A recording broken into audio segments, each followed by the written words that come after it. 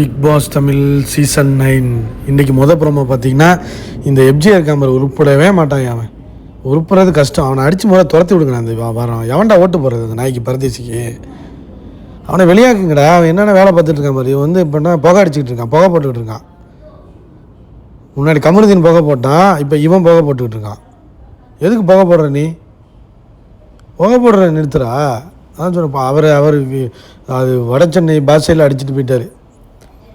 புள்ளிப்பே போடா, டேய் போடா தம்பி போடா, சின்ன பையில எப்ஜே அப்படிங்கிற மாதிரி அடிச்சு விட்டார்.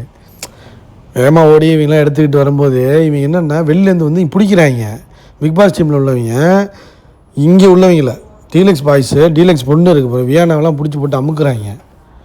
அதான் பிடிக்காதுன்னு சொன்னது. இல்லை நான் பிடிக்கவே இல்லை, பண்ணவே இல்லைங்குது. கனி பரதேசி கனி இருக்குது பாருங்க, ஃபேக் கனி. சும்மா நீ என்ன நீ வந்து குக்கு வித்து கோமலில் வந்தால் நீ பெரிய பிடிங்கியா? நீ அன்பு கேங் ரெடி பண்ணுறியா? நீ செருப்பு பகலாட்டி அடிப்பாங்க பாரு. உனக்கு ஓட்டில் வரும்பா உள்ளவா? நீ நாமினேஷனில் மாட்டு, உனக்கு செருப்பு பகலாட்டி அடிப்பாங்க. கனி உள்ளே வந்துட்டு கத்திக்கிட்டு இருக்காங்க. எஃப்ஜே கெமி உள்ளே புந்து அமுக்கிட்டு இருக்கு. கெமி ஆட்டத்திலே இல்லை. நீ எதுக்கு பரதேசி உள்ளே வர்ற? அன்பு கேங்கா வந்து உள்ளே பிடிச்சிக்கிட்டு இருக்கு.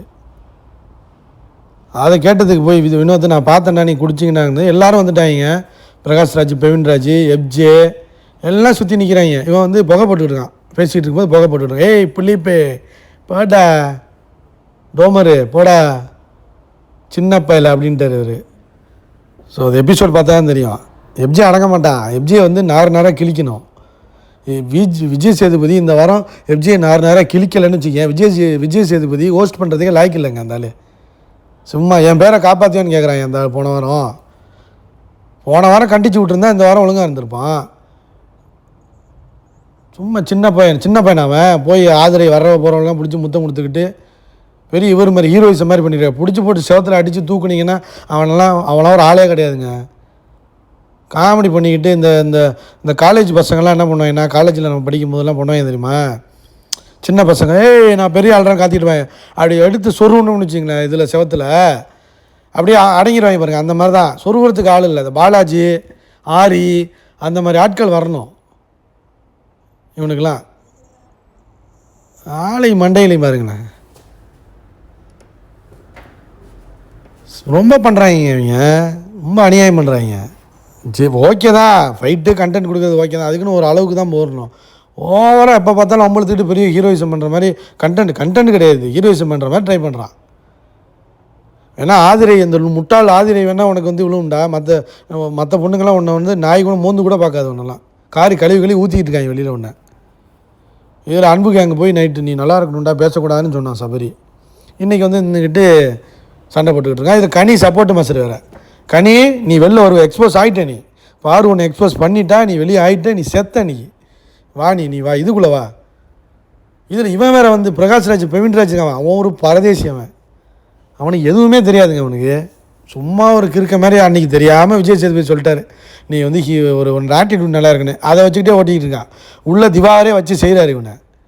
எஃப்ஜேலாம் வந்து ஆளே கிடையாது. அவன் அப்படியே இது ஆட்டிக்கிட்டு இருக்கான், மணி ஆட்டுறான். இது ஆட்டலை, மணி காலில் அடிபட்டு போச்சு. நேற்று மணி உடஞ்சிருச்சு. இப்போ மணி இங்கே கையில் ஆட்டிக்கிட்டு இருக்கான். அதான் புளிப்பே போடா தம்பி, சின்ன பையில போடா அப்படிங்கிற மாதிரி அடித்து துரத்தி விட்டார். ஆளுகளை மண்டையும் பாரு. எபிசோட் பார்ப்போம் ஃப்ரெண்ட்ஸ். இவங்கெல்லாம் வந்து கேம் ஆடுறதுக்கு, பிக் பாஸ் இது பண்ணுறதுக்குலாம் வரல. ஏதோ ஹீரோயிசம் பண்ணுறேன்னு ஒரு பேரில் ஒரு 2-3 வாரத்தில் வீட்டை விட்டு போகிறதுக்காக தான் வந்திருக்காங்க. இன்னும் தேராது. இந்த துஷார்லாம் எதுக்கு நிற்கிறானே தெரில. ஆனால் வந்து உண்மையிலேங்க வினோத் வந்து அமைதியாக இருக்கான்னு பார்த்தா ஆள் பொங்கிட்டாயா. வினோத் நல்லா கொஞ்சம் ட்ரிகர் பண்ணி விட்டால் தலைவன் வச்சு செஞ்சுருவான் போல்.